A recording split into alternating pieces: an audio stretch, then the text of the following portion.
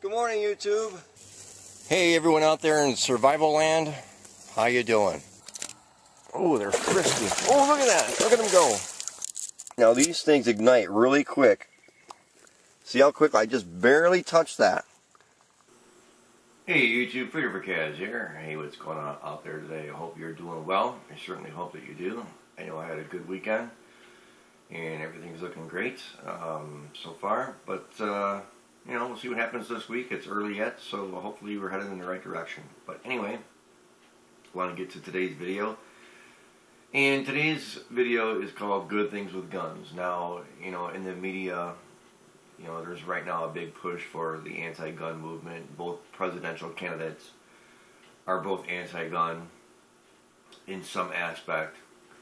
And I don't know if a lot of people realize that both candidates are indeed both anti-gun. So our backs are to the wall. And that's probably a reason as to why gun sales and ammunition sales are through the roof right now. But, you know, there are always some good stories about guns that never really seem to make it to the mainstream media, and again, we all know why that is. But I want to cover a few things here that actually talk about good things that have happened with guns in the past couple weeks here, and I will leave links to all the stories. And I want to get started with this one. Again,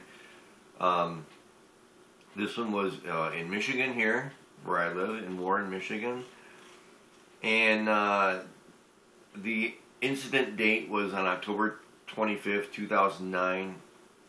A gentleman by the name of Hanman was walking from a local drugstore on 12 Mile at Hoover Road with his semi-automatic pistol holstered at his waist in open view. When a patrolman drove up to him quickly, Hanman said that the officer pointed a pistol at him and through an open passenger window, and then came to a stop. Hanman said he immediately raised his hands.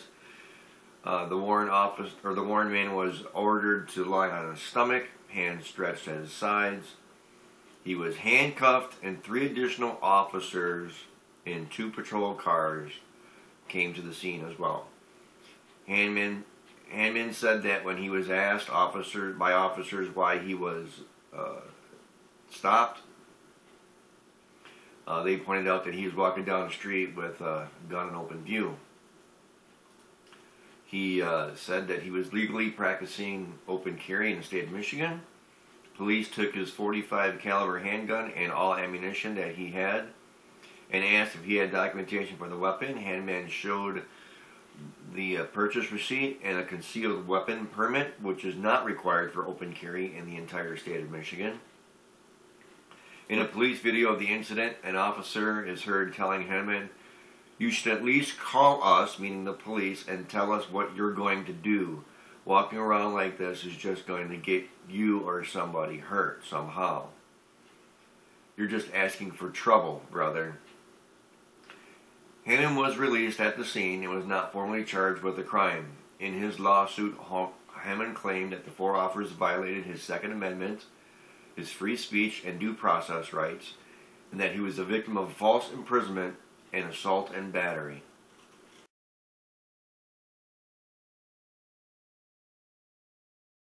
The case ends where Hanman sued the city of Warren, and he won. He won a purse of $5,000, and also, more importantly, he said that the city's police officers are now undergoing training about Michigan open carry practices. So that's cool. That's good. Again, another uplifting, positive story. Unfortunately, you know, a lot of officers don't know the law or don't understand the law. And then in the situation that they're in, they may overreact just out of adrenaline or, you know, just being excited about the situation. You know, not excited in a good way, but, you know, excited in a bad way. And certain things can happen. Now, the next story I want to get onto is where a civilian actually helped a police officer in a gunfight and actually shot the attacker who was doing all the shooting. And there's 2 links for this story underneath, and this is just a very quick overview. It's not every day that you hear the police give a civilian a warm thank you for entering a lethal shootout, but that's exactly what happened early in Texas on Sunday. Stacy raised his gun, fired, and landed one hell of a shot. By his estimate, a good 165-yard shot with a pistol. We do not know the make or caliber at this time. Stacy wasn't even sure if he could make the shot at that distance. I hope this Magnum bullet will hold up, this distance. And sure enough it did. He shot him in the thigh. And that was just enough distraction so the police could actually take care of the situation. And then the man was not charged for any shootings or anything like that. And actually got praise from the police department for helping and aiding in the police with the situation. So that was cool. 2 links in the story. Another Michigan story about open carry.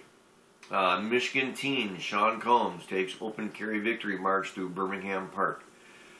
In the great state of Michigan, legal adults have the right to open carry a firearm for the purpose of self-defense, and that's a right that citizens utilize every single day.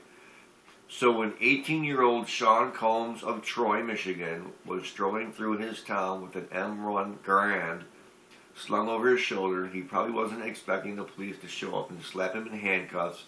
After all, he wasn't doing anything illegal. Then what was the problem?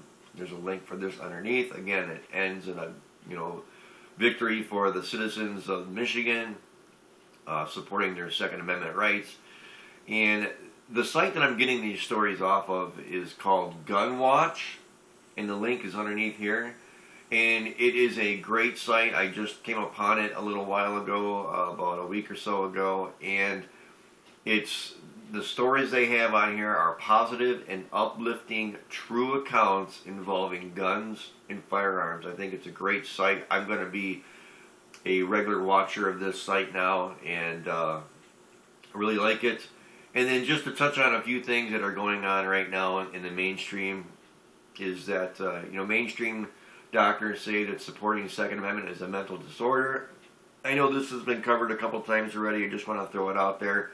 But what's interesting is that the medical industry, in conjunction with Big Pharma, wants to classify the right to keep and bear arms as a mental disorder. And now they are also trying to come up with a pill that would make you forget to fight for your Second Amendment right. Now, I don't know how accurate that is, but that's what it says in the story. So, go ahead and click on that link and research it for yourself. And then also DHS to purchase another 750 million rounds of .40 caliber ammo. That link's underneath as well.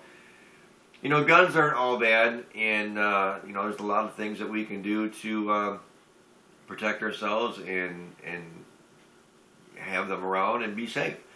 It's just that right now there's a big gun grab, and I think the biggest worry we have is both presidential candidates are both anti-gun. So let's have a great week this week. Everybody stay safe. Have a good one.